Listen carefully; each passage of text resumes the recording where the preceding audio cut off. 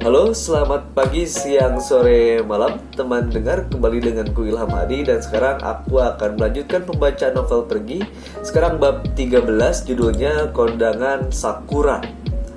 Setelah kita kemarin tahu peristiwa bujang yang membalaskan dendam kematian Rambang kepada sersan bernama Vasily Oklopkov. Nah, di bab ini Bujang dan Salonga tampak akan merencanakan sesuatu hal berkaitan dengan Master Dragon. Masalah dengan Master Dragon yang belum selesai. Apakah itu? Ya, tinggal kalian dengarkan saja di episode kali ini. Oleh karena itu, untuk teman dengar yang ingin tahu ceritanya, silahkan duduk dengan tenang, rebahan, atau cari posisi yang paling nyaman menurut teman dengar sekalian. Dan jangan lupa membaca novel Terelie yang legal ya. Yap, lalu dengarkan saja episode ini. Pergi. Bab 13. Kondangan Sakura. Pukul 10 malam.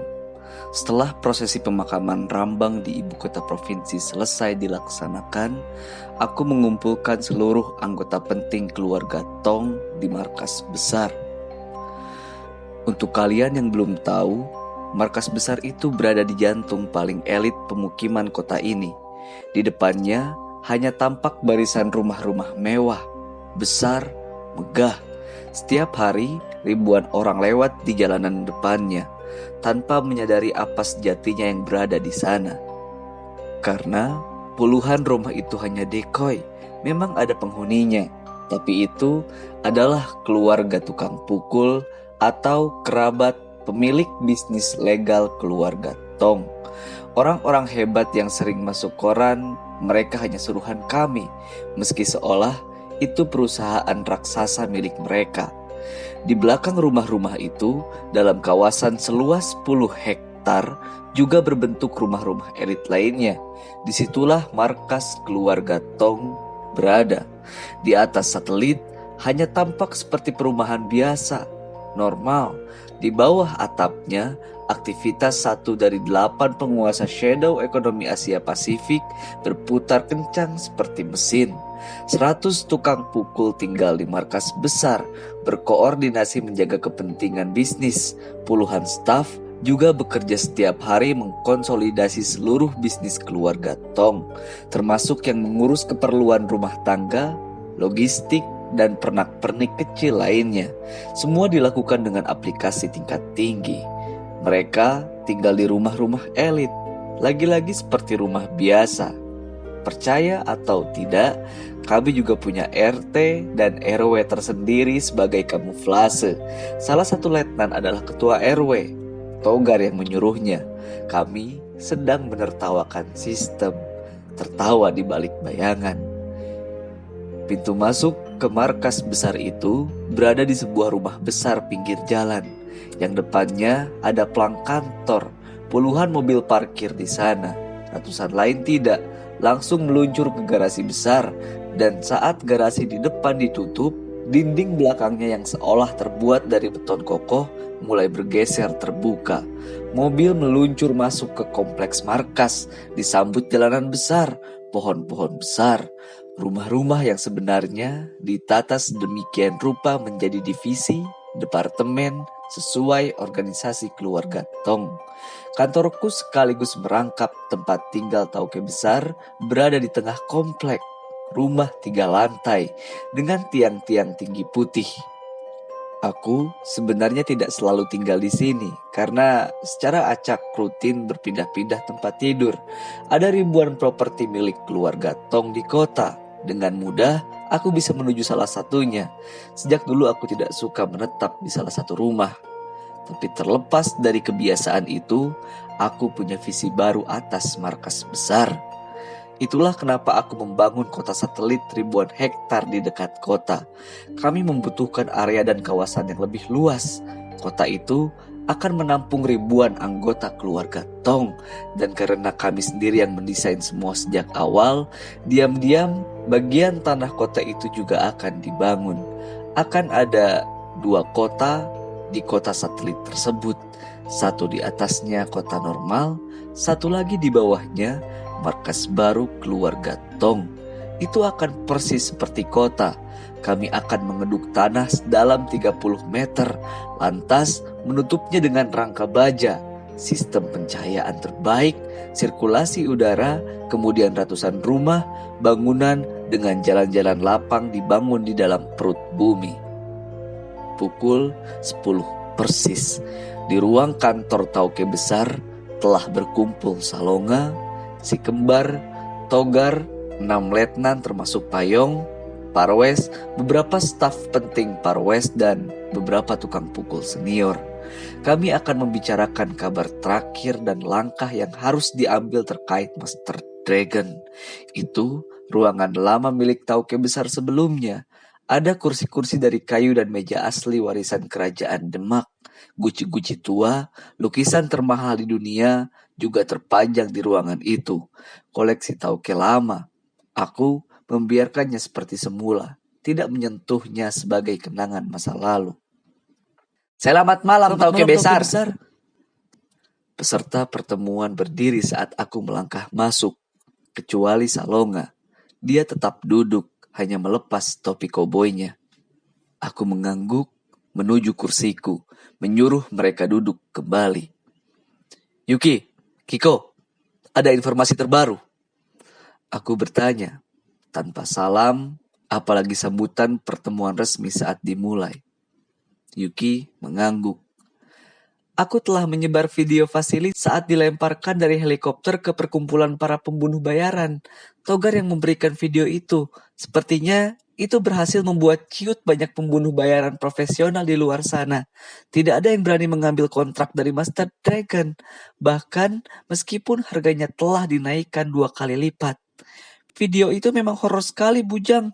Saat Vasily ditendang keluar helikopter, dia yang terkencing-kencing. Hanya saja kami barusan mendapatkan informasi penting, yakni Yuri Karlistov meninggalkan kota Kiev 6 jam yang lalu. Siapa Yuri Karlistov? Aku bertanya. Perakit bom ternama dunia, Bujang. Kiko menjawab. Dia mengetuk gadgetnya, menyerahkannya kepadaku. Tampak foto seseorang dengan usia sekitar 60 tahun. Berkacamata, tampilannya lebih mirip seperti seorang akademisi dibanding... Apa yang Kiko bilang tadi? Perakit bom? Jangan keliru melihat penampilannya, Bujang. Dia adalah yang terbaik di planet bumi. Baginya, merakit bom seperti membuat pesawat terbang atau kapal-kapal dari kertas. Mudah dan sederhana. Putra dari perakit bom ternama di zaman Perang Dunia Kedua, Yuri Gargarnov. Sejak kecil, dia sudah dibiasakan bermain-main bom, sama seperti anak-anak bermain mobil-mobilan. Dia bisa menciptakan bom hanya dari benda-benda di sekitarnya. Unbelievable dan amat mematikan. Bomnya tidak perlu besar untuk menghabisi sasaran secara efektif. 3 bulan lalu, tewasnya salah satu hakim Mahkamah Agung Jerman diduga adalah pekerjaannya, Bujang. Hakim itu tewas karena bom yang terbuat dari manset dasi. Yuki Karlistov adalah master perakit bom, memiliki 2 gelar doktor dari Institut Teknik terkemuka dunia, pernah bekerja di NKVD, bekas agen rahasia Uni Soviet. Apakah orang ini menuju ke kota ini, Kiko? Aku bertanya. Tidak, Bujang. Positif tidak ada manifest perjalanan ke sini. Kiko menggeleng. Tapi, menurut informasi dari sumber terpercaya, Yuri menerima kontrak dari Master Dragon. Kami tidak tahu apa tugas kontrak tersebut. Tapi itu pasti sesuatu yang penting. Atau dia menggunakan rute lain? Perjalanan diam-diam? Togar ikut bicara. Tidak, penerbangan terakhirnya menuju Hong Kong ke markas Master Dragon. Perlintasan lewat laut, Kiko? Kiko mengangguk. Kami telah dan akan terus memantau perlintasan laut, Togar. Kami memiliki informan di banyak pelabuhan. Sekali Yuri menaiki sebuah kapal, kita akan tahu segera kemana tujuannya dan siapa yang bersamanya. Yap, atau boleh jadi dia membantu Master Dragon menyiapkan pertahanan di Hong Kong. Khawatir keluarga Tong menyerang balik. Dia memperkuat pertahanan mereka. Yuki memberikan kemungkinan lain. Tentu saja. Bedebah itu pastilah takut sekarang. Sudah saatnya kita menyerang balik, Tauke Besar. Togar mengepalkan tangannya. Berikan perintah itu, aku akan mengirim 100 tukang pukul terbaik keluarga Tong mendarat di pelabuhan Hong Kong, meluluh lantakan gedung markas mereka. Salonga tertawa pelan, menggeleng. Aku selalu menghormati keberanianmu, Togar. Juga keberanian tukang pukul anak buahmu. Tapi itu sia-sia. Kalian hanya akan bunuh diri. Kenapa tidak, Tuan Salonga?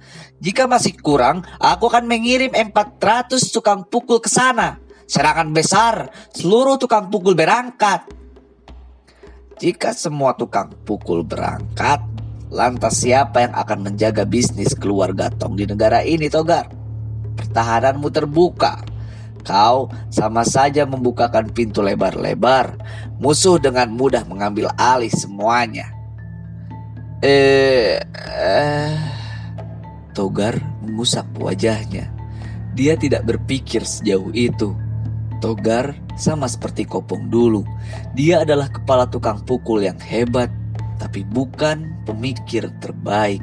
Dalam sejarah keluarga Tong, Bashir adalah kepala tukang pukul yang paling lengkap soal strategi perang dan paling hebat berkelahi.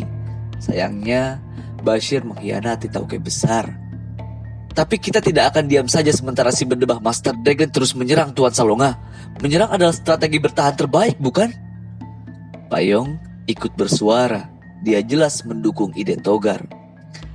Aku tidak bilang kita akan diam saja, nak. Salonga melambaikan tangan. Tapi menurut hemat orang tua ini, jika keluarga Tong ingin berperang secara terbuka dengan Master Dragon, saatnya Bujang mencari sekutu serius. Master Dragon adalah keluarga terkuat dari 8 penguasa shadow ekonomi. Bisnisnya menggurita di Asia Pasifik dan pemimpin negara-negara besar dalam genggamannya. Dia punya ribuan tukang pukul di Hong Kong dan tambahkan belasan ribu lagi di seluruh daratan Cina. Catat baik-baik, keluarga Wong, penguasa shadow ekonomi di Beijing, adalah besan Master Dragon. Jadi jelas Wong akan mendukung Hong Kong. Menyerang Hong Kong tidak akan mudah. Tambahkan keluarga Lin di Macau, El Pacho di Meksiko, yang mendukungnya secara terang-terangan. Walaupun keluarga tersebut secara internal sedang memiliki masalah masing-masing, Master Dragon tetap memiliki 3 sekutu. Dia dalam posisi lebih kuat dibanding keluarga Tong. Kegagalan Vasili hanya membuatnya semakin marah. Kita tidak tahu gerakan pion apa yang akan dia lakukan beberapa hari ke depan. Usianya memang sudah 80. Tapi Master Dragon adalah ahli strategi. Dia masih segarang saat usianya separuhnya, 40 tahun. Nah, peta peperangan akan berubah jika keluarga Tong bersekutu dengan 2 keluarga penguasa shadow ekonomi lain. Yamaguchi di Jepang akan mendukung kalian karena mereka sejak lama tidak suka dengan Master Dragon. Mereka lebih dekat dengan Tauke Besar lama. Satu lagi, Krasny Otest, pemimpin Bratva, Brotherhood Rusia. Tidak mudah mengambil hati, tapi jika Bujang bisa membujuknya dengan tepat, menawarkan sesuatu yang dia incar selama ini, dia akan bersedia bersekutu dengan keluarga Tong. 3 keluarga bergabung. Bratva menyerang dari utara, Yamaguchi dari selatan. Keluarga Tong menyerang langsung ke jantung Hong Kong. Itu maunya Togar. Hanya soal waktu Master Dragon tumbang. Bagaimana dengan keluarga JJ Costello di Florida, Tuan Salonga?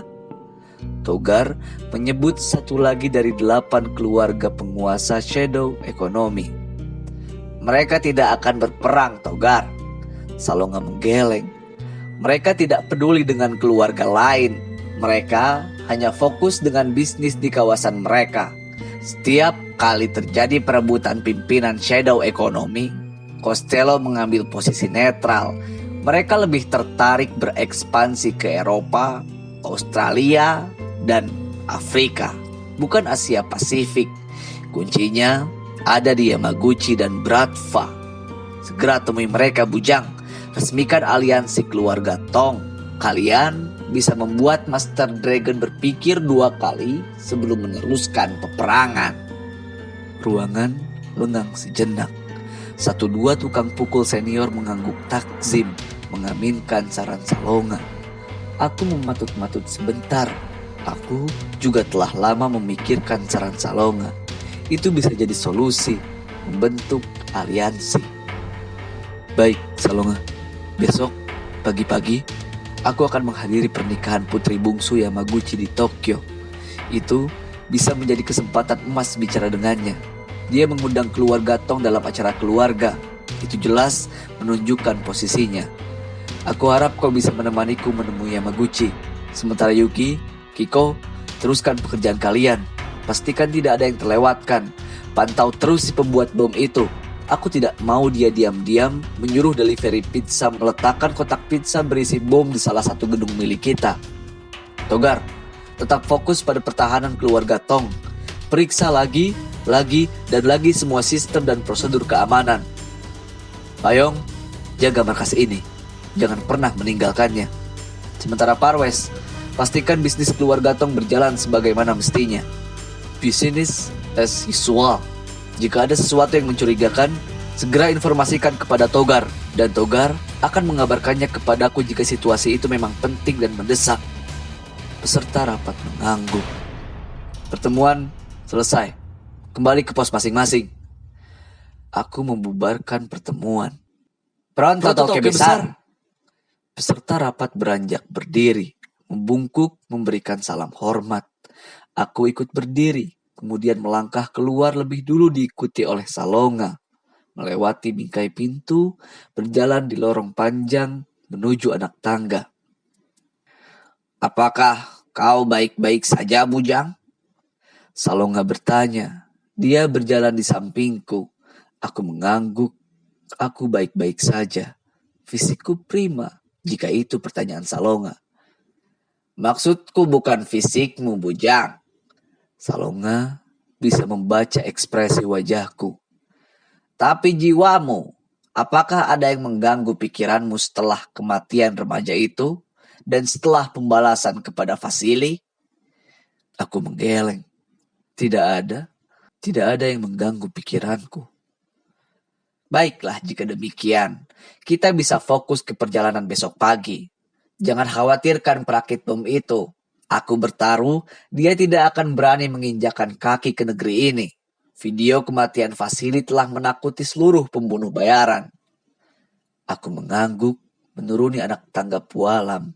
Ada belasan guci terpajang rapi di sisi anak tangga dengan motif naga dan burung phoenix. Guci-guci antik dan bernilai tinggi dari zaman dinasti Han. By the way, Bujang, sudah lama sekali aku tidak menghadiri resepsi pernikahan. Tolong suruh staf rumah tangga keluarga Tong menyiapkan 1 setel jas rapi dan sepatu yang pantas. Aku tidak mungkin kesana dengan kaos oblong dan sandal jepit, bukan? Aku tidak mau terlihat memalukan di acara tersebut. Nanti mereka malah menyangkaku pelayan yang membawa baki minuman.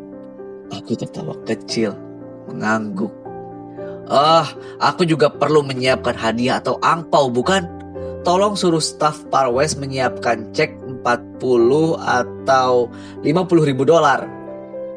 Siapa nama anak Yamaguchi yang akan menikah besok? Agar aku bisa menulis namanya di angpau tersebut. Salonga memasang topinya, bertanya santai. Sakura. Aku menjawab pendek. Sakura? Well, ya, baiklah. Besok kita akan pergi kondangan ke pernikahan Sakura. Itu bisa jadi refreshing sejenak. Salonga memasukkan kedua tangannya di saku celana, berjalan di sampingku menuju mobil yang telah menunggu. Aku ikut mengangguk tipis. Malam ini kami akan bermalam di tempat lain secara acak agar tidak ada yang tahu lokasi tauke besar keluarga Tong tinggal.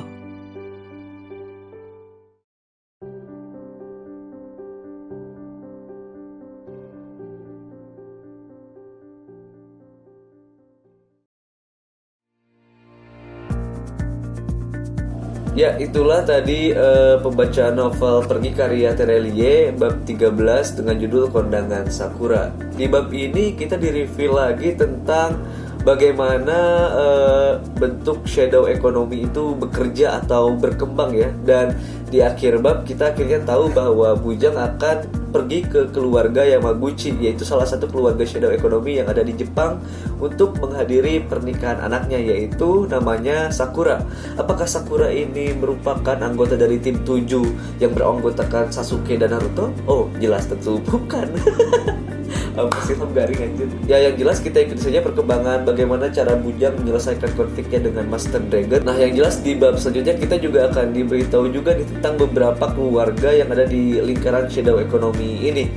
Ya, yang paling dekat ini ya keluarga Yamaguchi. Kita akan diberitahu bagaimana sih keluarga Yamaguchi ini terlibat dalam shadow economy. Oke, mungkin itu saja untuk episode kali ini. Jangan lupa untuk klik like, share, dan subscribe jika suka dengan channel ini. Dan nantikan episode selanjutnya dari pembacaanku atas novel Pergi ini. Oke, itu saja. Aku Ilham Hadi dan bye-bye.